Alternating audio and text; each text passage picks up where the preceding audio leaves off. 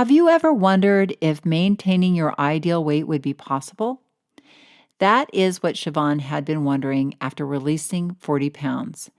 So find out in our interview with Siobhan not only how she released 40 pounds that she had been trying to get off for years, but how she transitioned into maintenance. There are a lot of thin thinking ideas in this interview. So join us. Did you know that our struggle with weight doesn't start with the food on your plate or get fixed in the gym? 80% of our weight struggle is mental. That's right. The key to unlocking long-term weight release and management begins in your mind. Hi there, I'm Rita Black. I'm a clinical hypnotherapist, weight loss expert, best-selling author, and the creator of the Shift Weight Mastery process.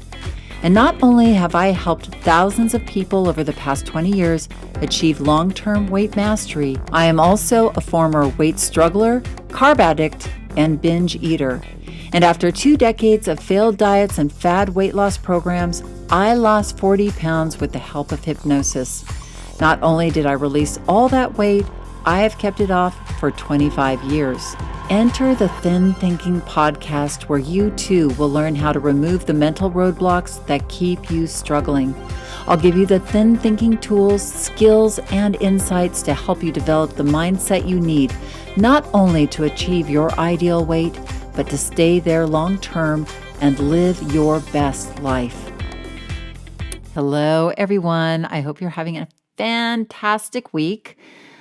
This week, I am interviewing Siobhan Barber, a Shift Weight Mastery Process graduate, and I'm super excited because this is the first interview for the Thin Thinking podcast, and Siobhan is absolutely the perfect person to be interviewing for Thin Thinking because she's been doing a lot of it. She not only released 40 pounds during the pandemic, a time when many people have gained that COVID-19, but she has also maintained her weight release through the holiday season and into the spring. So she maintained her ideal weight through those times, and now she's heading back to work and continuing to have her family keep tempting snack foods in the house, and she's managing it. She's figuring it out. For those of you considering enrolling in the upcoming spring 2021 30-day Shift Weight Mastery process that is online and that I am leading, Siobhan will be one of the Shift coaches supporting everybody as they go through the process. So more details about this twice only year event is in the show notes. So check it out. Now let's dive into my interview with Siobhan.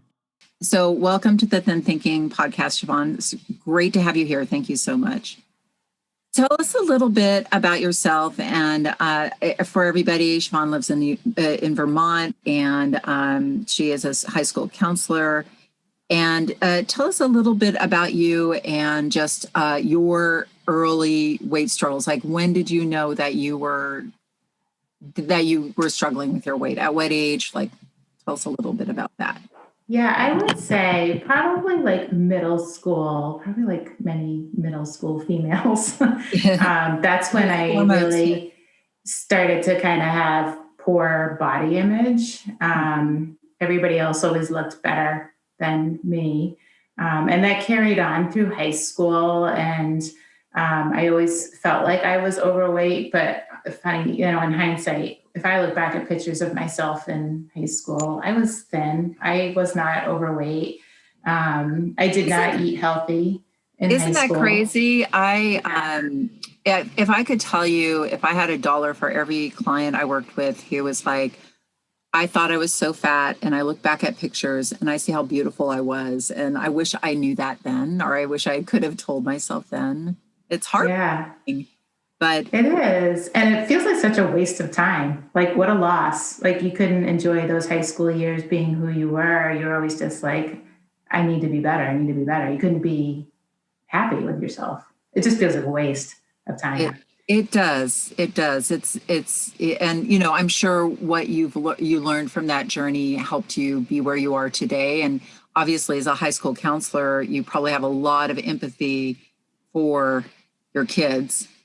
Yeah, definitely. Yep. And a mother of a teenage daughter right now. And so Right. definitely I see that whole body image thing happening, and I worry about that for my own daughter and of course all the students that I work with too. And so yeah, so I would say like I through high school and then my young adult life, I just sort of struggled with the body images and lacking self-confidence. Have never really been much of an I wasn't an athlete in high school.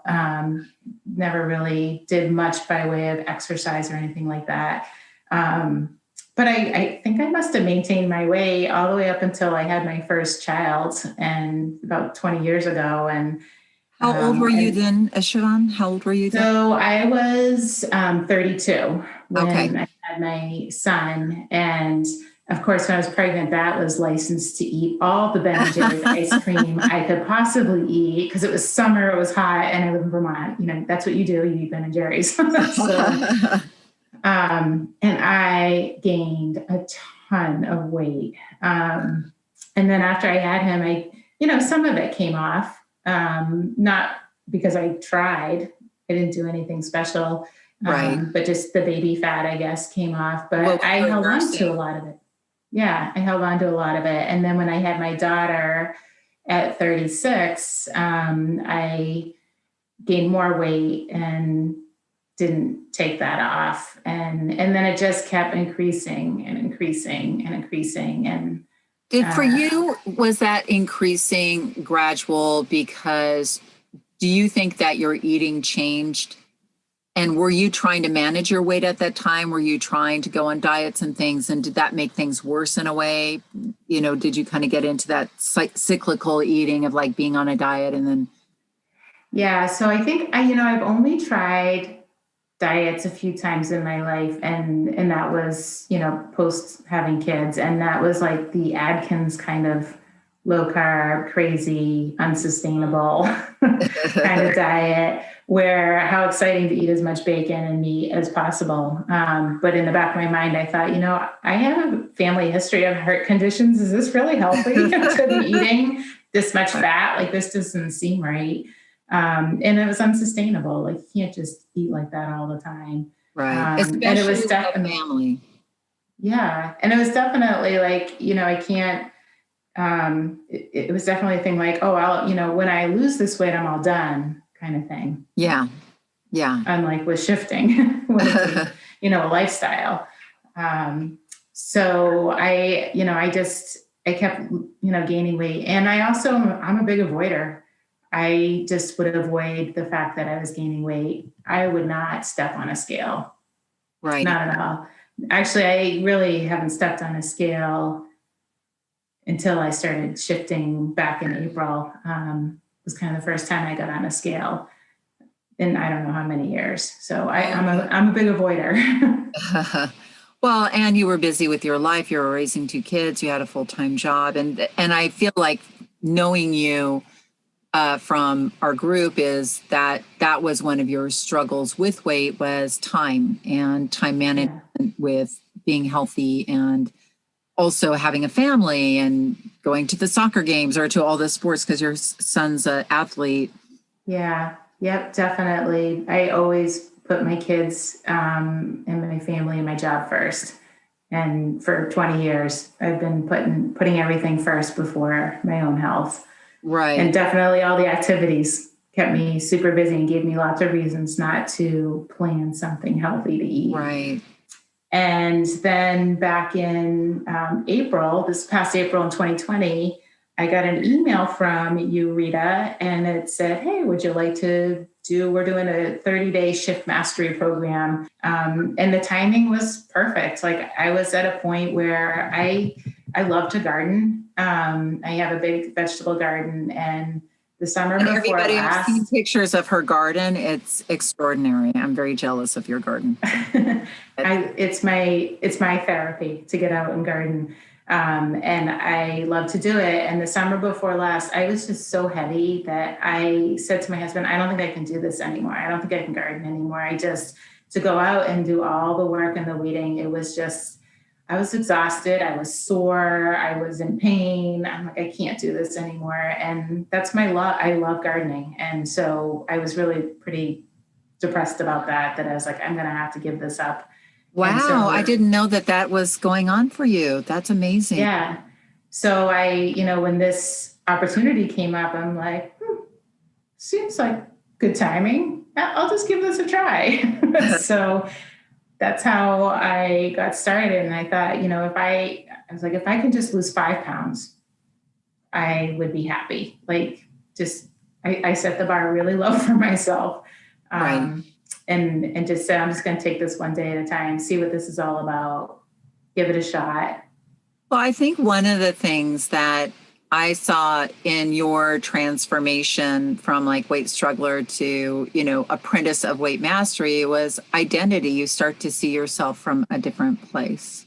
Like you were in a you definitely, because in the Shift Weight Mastery process, for those of you who are listening who haven't gone through it, we have a Facebook group and, people obviously share their experiences. And I think you were really, a lot of our challenge with weight is we get to these struggle points, right? Where, if we go on a diet, usually we'll get to this place. And I think for you, you had mentioned like takeout food and social eating, and then the fact that your family has food all around the house. And so, but what you did was instead of just like letting that kind of get in your way, you kind of really saw them as obstacles to be solved. Like you really put on that I'm going to figure this out mindset rather than I'm going to let this, like, oh, poor me, my kids keep crap around the house, so therefore I'm going to not, be successful. But you were like, you tell our listeners what you did with your kids, because I think it was in you're not your dad. I'm sorry, how Brody, your husband. Yeah. What you had them do, like tell them like how you solved this problem, because I think it, like, what I love is how you adapted a really powerful mindset. Yeah, definitely I learned from Shift that the environment is huge and you have to set your environment up for success. And so for me, living with 3 people at home, 2 teenagers who can eat and eat and eat, and a very skinny husband who's got incredibly fast metabolism, can eat anything. So never unfair. Gain a pound. Yeah. So unfair. Yeah. And so right when I started, again, having a 15-year-old daughter, I was nervous about how she was going to perceive what I was doing. And so I sort of educated the family right from the beginning, like, here's what I'm doing. I'm doing this thing called Shift. This is what it's about. And every time I was learning things, I was slowly sort of throwing out tidbits of information to them about how this works and calories in versus calories out. And they say, oh, well, you can't eat this anymore. And I said, well, I can. It's a choice. I can choose to eat that, but then I'm not going to be able to eat this other thing. Or I'm going to have to go walk another half an hour on the treadmill, or, so I was really trying to educate them on that. And then also teach them about foods that were trigger foods for me. And so, I tell them, like, okay, this item that we used to eat, I can't have that in the house. Like, if that is even in the house, that's trouble. Like, I will sniff it out and I'll be stuck thinking about it. And we just cannot have that in the house. And then other things, it was like, we can have that in the house, but you got to have it in the cupboard. It's got to be out of sight. Because if it's left on the counter and I see it, then I'm going to want it. Or I'm going to throw it out. I'm going to put it in the trash. And so a few times I've had to warn them, like, okay, I see you left that bag of chips out on the counter. So either you want me to throw that out, or, I don't know what you want me to do. It's got to go. And so they were great. They were watching and they were learning with me, and for the most part, they're pretty good about like putting stuff in the cupboards. My husband will sometimes go grocery shopping and put stuff away before I can see it, so I won't know what he snuck into the house. I love it. Hiding things in different places, which I've accidentally found a few things here and there. But for the most part, they're pretty good about supporting me with that. And what I think you did, in the description of what you did was you said, hey, look, this isn't a diet. This is like, I'm creating a new lifestyle and I'm figuring things out. Like you were being vulnerable with them. You were saying, and for those of you who are listening, we haven't gotten into trigger foods necessarily on this podcast, but there are like just biologically where, we get hardwired in there. My trigger foods are not Siobhan's trigger foods, but they're just foods that if you eat one, you're going to eat it all. If you know it's going to be in the house, it's just your dopamine center in your brain, it like latches onto that and it just becomes a challenge for your environment. And so with the shift, we really focus on setting up your environment for success and really look at this as not taking away food, but creating a new lifestyle, because obviously, like you were saying to your kids, I can have all these foods. Like I'm not limited in what I'm eating, but I'm choosing to eat the foods that give me power, don't take my power away from me. And I remember with my daughter, because, it's like the more you bring your kids in, not from a like, mommy's on a diet, so, you better not do this, but it's more like I am changing my life. I am making my health a priority. I'm finding this way of taking care of myself because it's modeling such great behavior for your kids who might not be struggling today, but they probably will as their metabolism slow down later in life. And they will think back to this and go, oh yeah, mom just kind of reshaped the way she ate and she, started moving and exercising and really taking care of herself, because I think they don't teach self-care really well in schools, right? So you're teaching them self-care by this amazing transformational journey and really creating a new lifestyle with the family, but not, saying, listen, you got to do it this way, but just more, like you're helping me and they're understanding what like a trigger food is and not, it's not a negative thing. It can be a powerful thing to be so self-aware. Yeah. Yeah. And we have a summer camp and in the summer we have, after a full day of swimming and fun in the sun, it's cocktail hour at like 5:00. And we sit outside on the dock and watch the sunset and everything. And it's always like cocktails and chips, the chips and dips come out. And so, this summer I really had to rethink how I did that.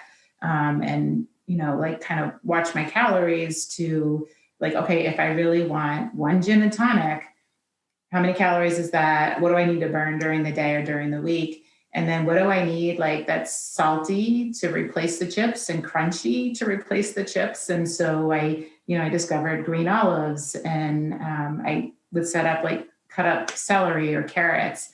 And then next thing I know, everybody's eating my celery and carrots. They stopped eating their chips and they started eating my celery and carrots. And I thought, well, that was pretty good. I got them to start eating some healthy things too. And it's amazing. Yeah. It's been kind of a win-win. Oh, I know what I was going to say with trigger foods. My daughter, when she was very young, maybe about 5 or 6, I remember we went to pick my son up from preschool and there was like a cake at the school that we had to like bring in the back of the car.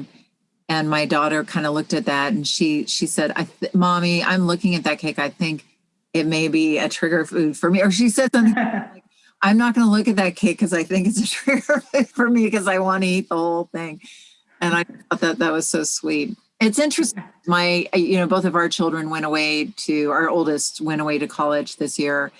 And my daughter, you're talking about your daughter being 15 and now my daughter is 18 going on 19.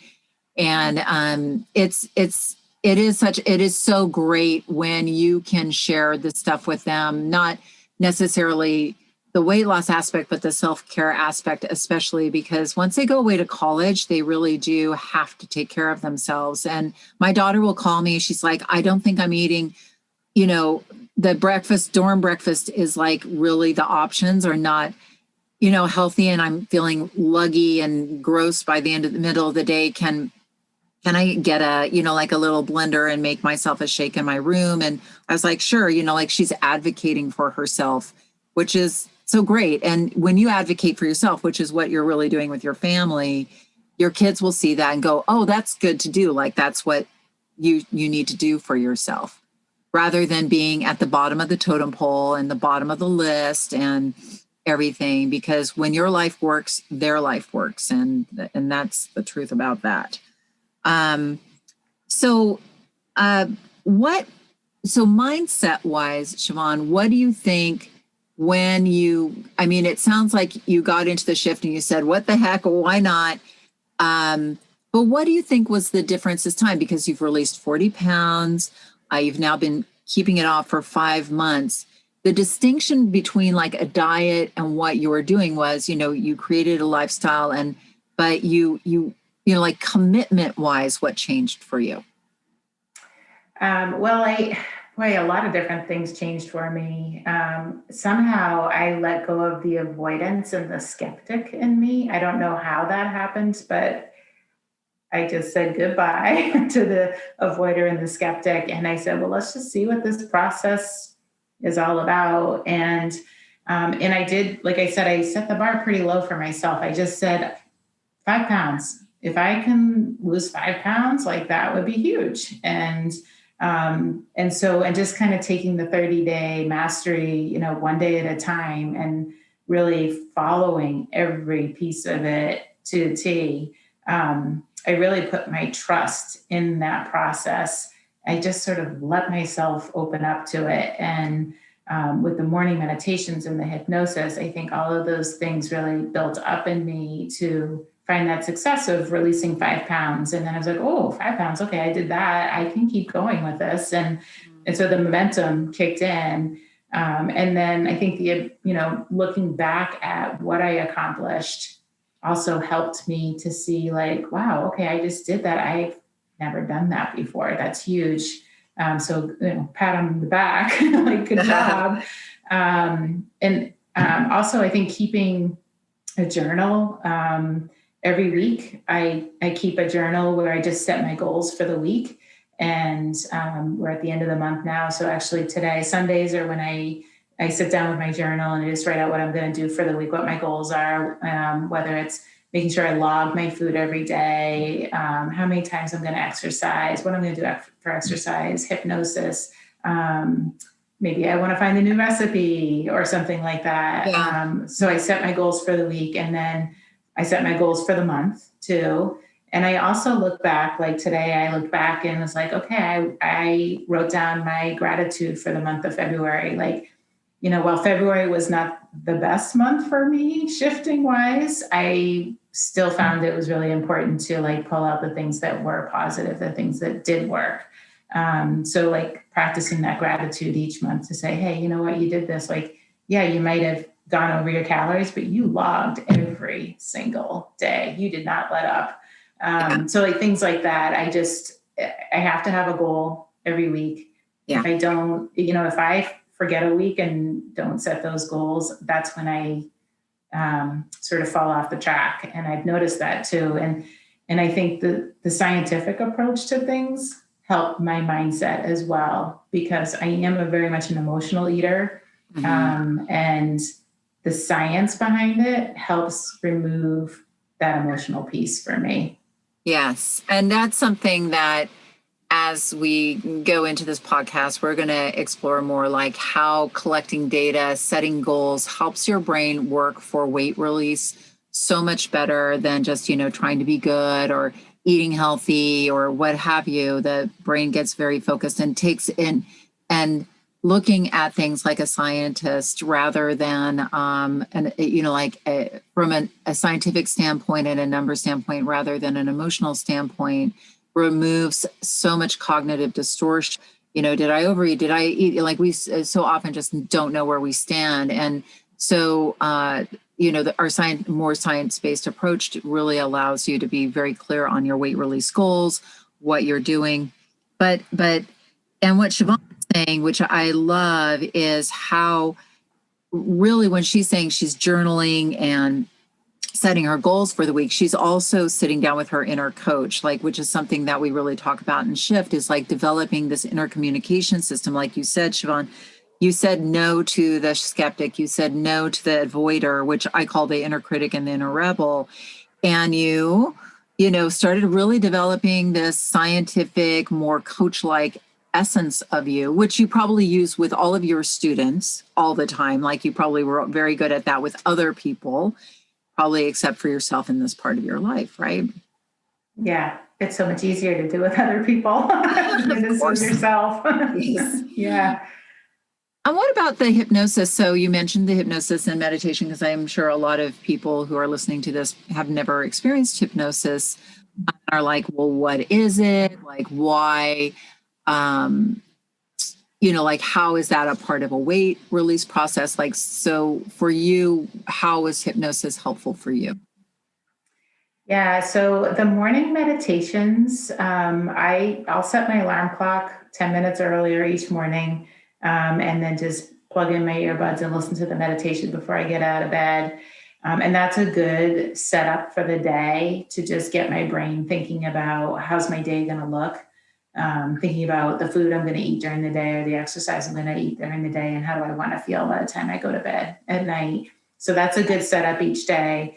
And then the hypnosis I'll do later in the day in the evening.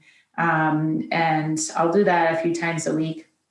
And, honestly, like at first I'm like, the hypnosis, I don't know that that's really doing anything for me. Like, it just feels like relaxation kind of stuff. But it wasn't until I really got into the process that I realized it was working. When my inner coach was stronger, and able to make healthier choices, that's when the little light bulb went on in my head. I'm like, oh, I think that's the hypnosis working. It's not real, obvious when you're just listening to it. I find, oh, go ahead. No, I was going to just say, no, please continue and I'll speak after you.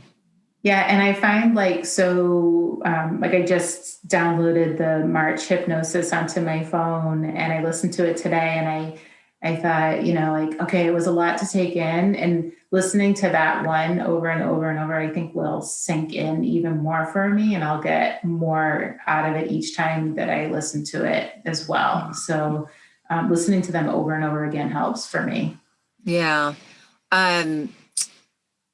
Yeah, for those of you who haven't experienced hypnosis, I think a lot of people are surprised that it's very, it's very much like a guided meditation, but we're just getting down deeper and using the subconscious mind, refocusing the subconscious mind, but it doesn't feel like you're levitating. It doesn't feel like you're falling through the floor, like in Get Out. If you saw that movie, it's relaxing. And people, I think, are, but when you do, with like when I work with smoking clients, it's one session. I know your sister Mickey became a non-smoker with my session, but I want to talk about Mickey in a second, but the weight management, there's so many layers, and it's so, we put food in our mouth the second we're born, right? So it's like with our relationship with food is a lot. It's so layered, and we live in a culture that's pushing food at you every turn of the day. It's been less than COVID. I think that's been easier, but and speaking of which, I know another thing that you really started to solve for yourself that you were very, very nervous about. I remember this because we did a social eating workshop, and you were like, I don't know if I can manage like these takeout, like, because my family does this, my family does that. So how have you found, like, how did you kind of solve that piece of the puzzle for you?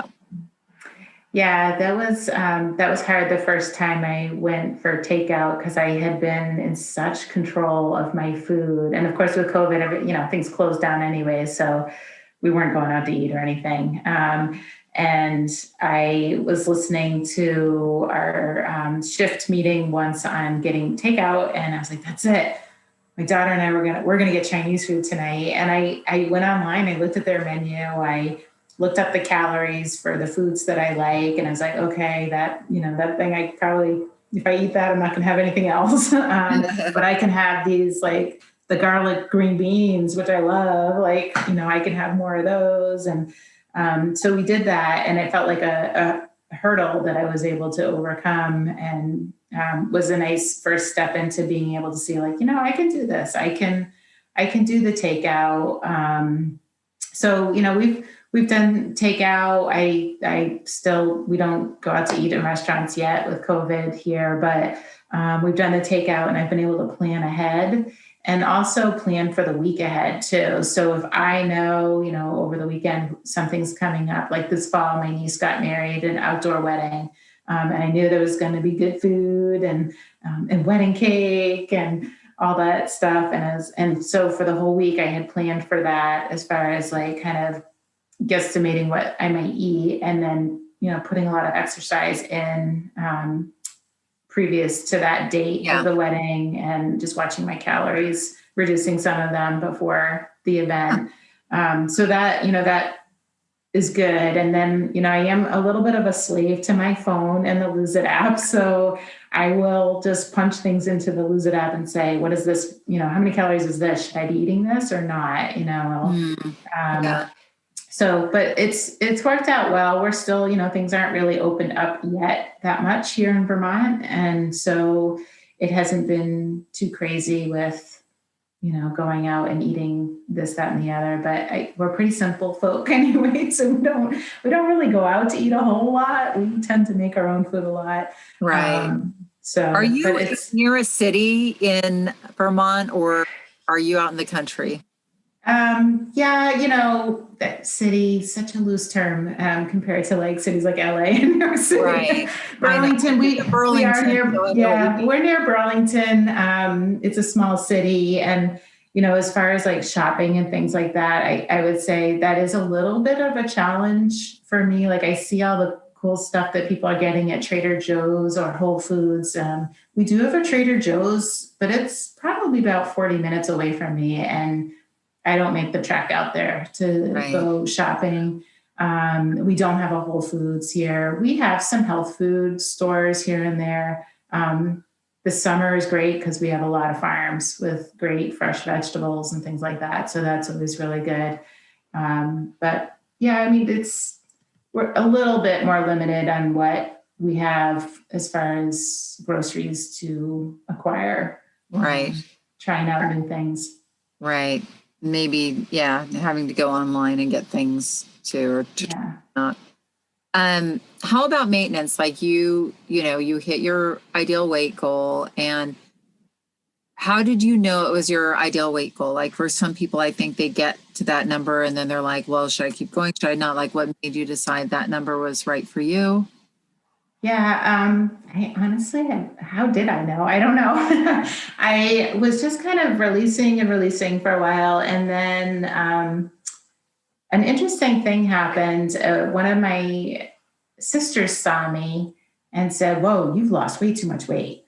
And I was like, what? I have? I didn't think I had. I feel good. I feel healthy. And I think she maybe was just taken aback because she hadn't seen me in a long time. And so at that point I started thinking, well, what is the right amount of weight? I don't even know what would be the right amount of weight. And so I guess I just kind of went with what my body, like what felt physically right for me. I mean, I think I still could, maybe I could still lose like another 5 pounds or 10 pounds. I don't know. I would say probably before I go to release any more weight, I would consult with my doctor just to say, hey, where should I be? Yeah. What's for my age and my height and my bone density? Like what's adequate? But right now I feel like I'm at a good spot. Like I feel healthier than I've ever felt. So that's awesome. I know just mentioning, loved ones will and friends will kind of respond when you do, like 40 pounds is a significant amount of weight to release.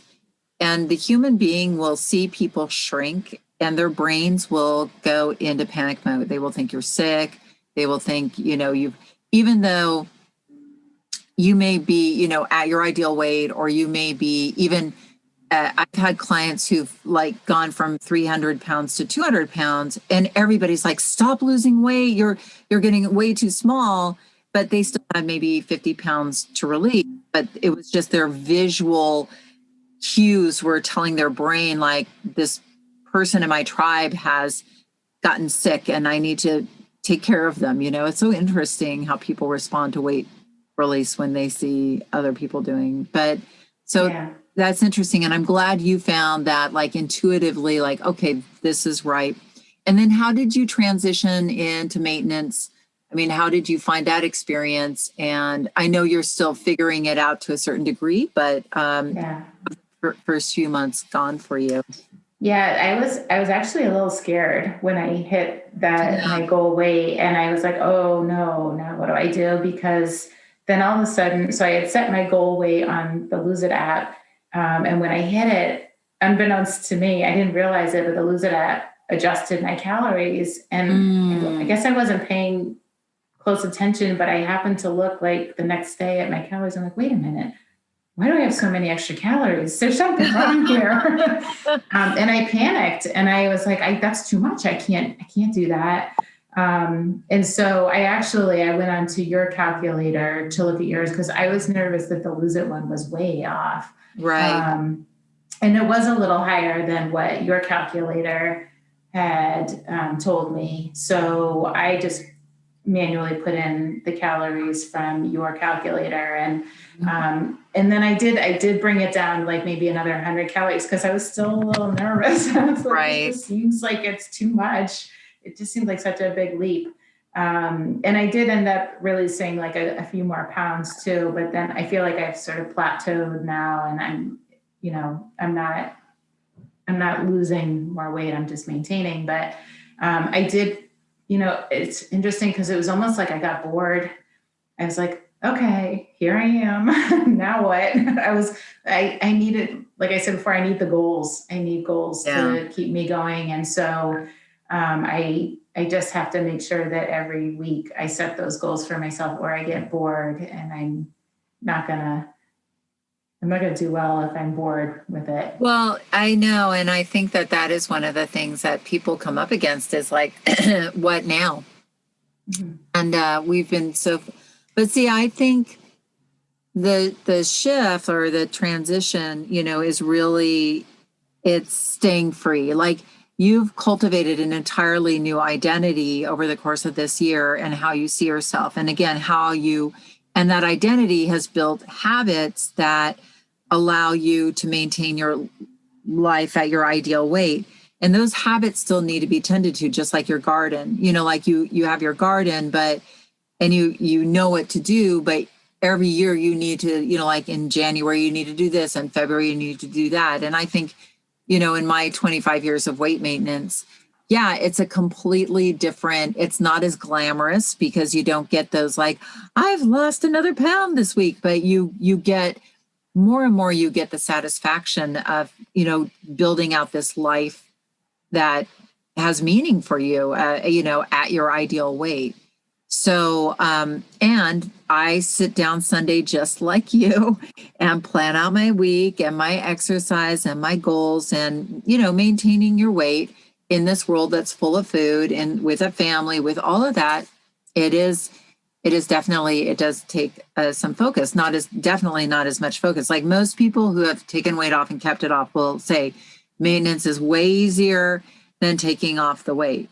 But it still takes focus. It still takes reinforcing your new identity of somebody who is taking care of themselves. Because I agree with you. Like, yeah, you see people on diets and they hit their goal and they're like, okay, now what? And the mind just wants to go, well, now we can go back to the way things were before. I love how you were really calculated and started to ease yourself into it. That's great.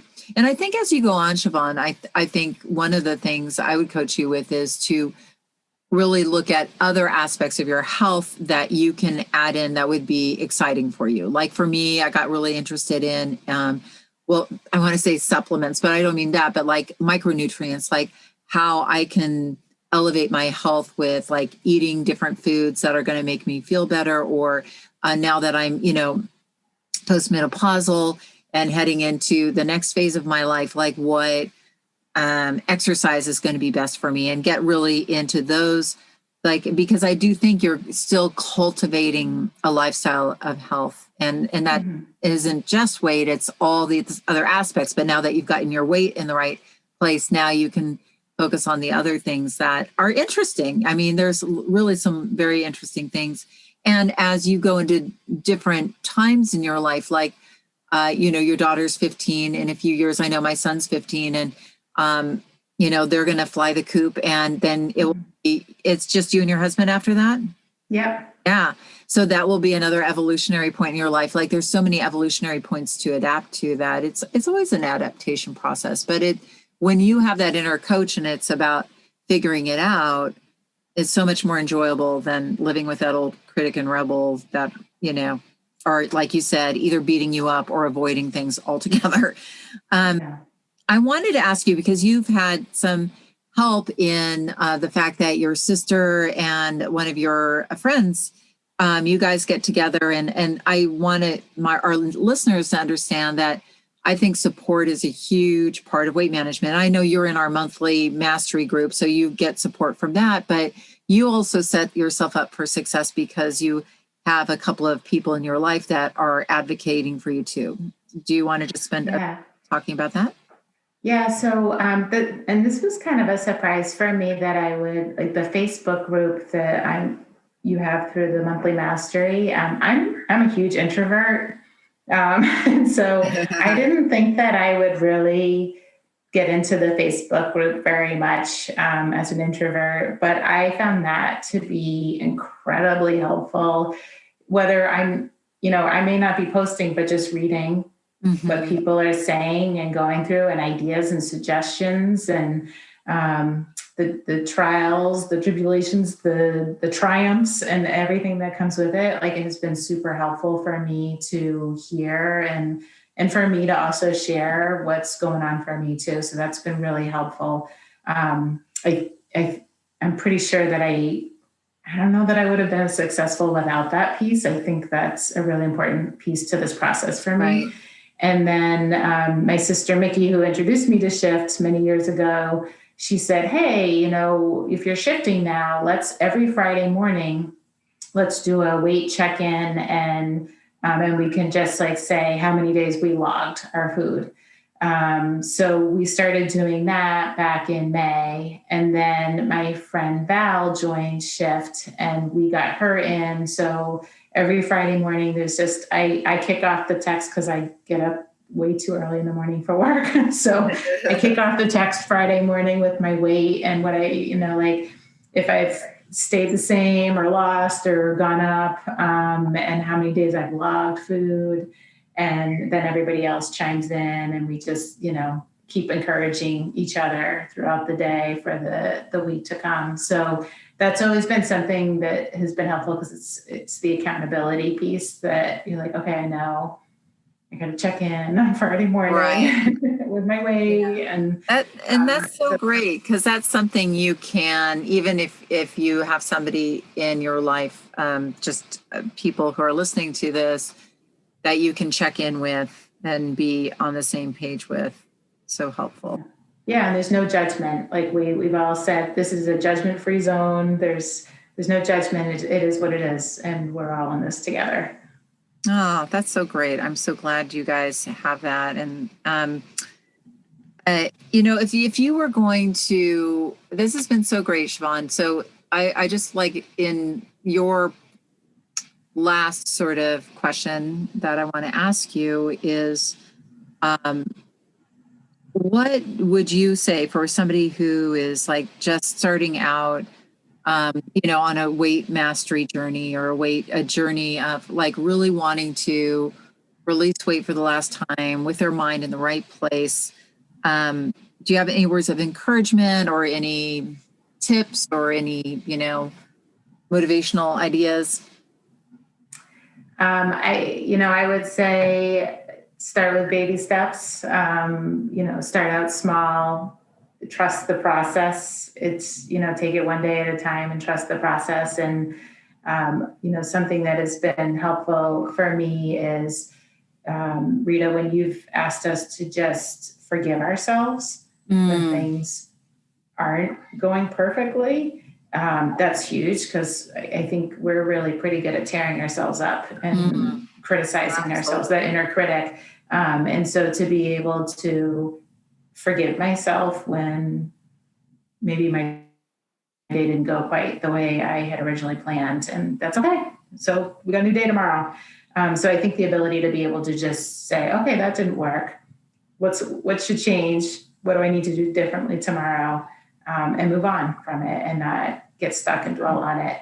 That is so huge. And that is really like the key to loving yourself down the scale and what Siobhan is saying isn't like, I forgive myself and now I'm going to eat whatever I want until tomorrow. It's like, oh, that didn't work for me. Why didn't it work for me? So that you're not, like when you lose, don't lose the lesson. You every time that you have something that doesn't, when you forgive yourself, then you can say, well, that didn't work for me and I like myself and I want it to work for me. So how would I make that work for me the next time? And making the next meal or the next day a healthy one so you get right back on track. Because I think I get that you weren't a chronic dieter, somebody who would like go on a diet, start over again and start over again. But for a lot of people who get stuck in that, like, I'll start again tomorrow and I'll start again tomorrow and I'll start again tomorrow. The self-forgiveness piece really allays that impulse to like, I hate myself now, so I'm just going to let myself off the hook and then I'll start again tomorrow. I think it's such a big piece. So thank you for bringing that up because I do think it's a huge, huge piece, especially when you're starting out. Well, always, but it definitely helps when you're starting out. Well, thank you so much, Siobhan. I am excited for you. I know it's still cold. How cold is it there in Vermont right now? Well, today is actually pretty balmy. It's almost 40 degrees out. So we're having a little bit of a warm spell right now. So our snow is melting. But you were snowshoeing this weekend. I mean, like that's something probably weren't doing last winter, or were you? I mean, the fact I again with the body image stuff, my health, I was like, and I still struggle with it. My husband said, hey, can we have our friends snowshoe with us? And they're so fit and healthy, they would snowshoe up Everest. They could. Oh, really? And I said, I just want to snowshoe in peace with just us because I can go at my own pace and not feel the pressure. So, well, good. Getting there. You advocated for yourself. I love that. And the reason why I asked how cold, like, when are you going to get out in your garden? Like, what is the month that you get out there and start doing stuff? I hope by the end of April, I can be able to start turning soil. And that's like when the last frost is that what it is? Or the last frost is probably later, but hopefully the end of April. Sometimes it's gone into May. But I'm shooting for April. Okay. Yeah. It's amazing because I started gardening with COVID and Siobhan, you've been very helpful and inspiring because your garden is beautiful. But it's so interesting in California, you can winter garden and there's a whole culture around that. But it's like, I love what you can do in the summertime because you just like get it all at one time and it's so cool. And your crops are like so phenomenal. It's amazing. Yeah, I'm a little envious when I hear you're gardening in the winter. I know, but your soil and where you live allows you to grow things that I could never grow. But yeah, I agree. Okay, well, we'll see. One day I hope to get out and see your garden.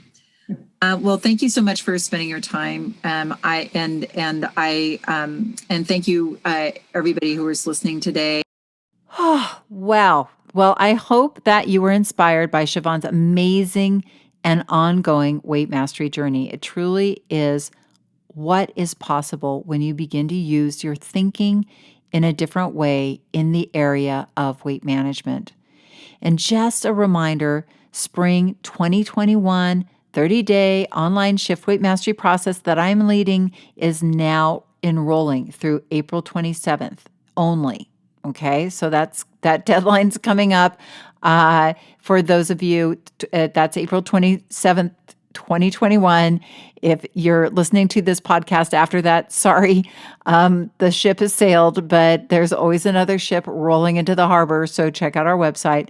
But places are limited, so if you want to find out more, check out the link in our show notes or head on over to www.shiftweightmastery.com to find out more. And I only do this twice a year, as I have said, and I'm saying it again. So please come and join us now. The spring is a perfect time to get weight mastery. We're all coming out of this pandemic, and it's time to get rolling on that shift weight mastery process. Okay, so I hope you have an amazing week. And remember that the key, and probably the only key to unlocking the door of the weight struggle, is inside you. So keep listening and find it. Have a wonderful upcoming week. Have a wonderful weekend. And we're signing off. We'll see you next week. Do you want to dive deeper into the mindset of long-term weight release? Head on over to www.shiftweightmastery.com. That's www.shiftweightmastery.com, where you'll find numerous tools and resources to help you unlock your mind for permanent weight release, tips, strategies, and more. And be sure to check the show notes to learn more about my book, From Fat to Thin Thinking, Unlock Your Mind for Permanent Weight Loss.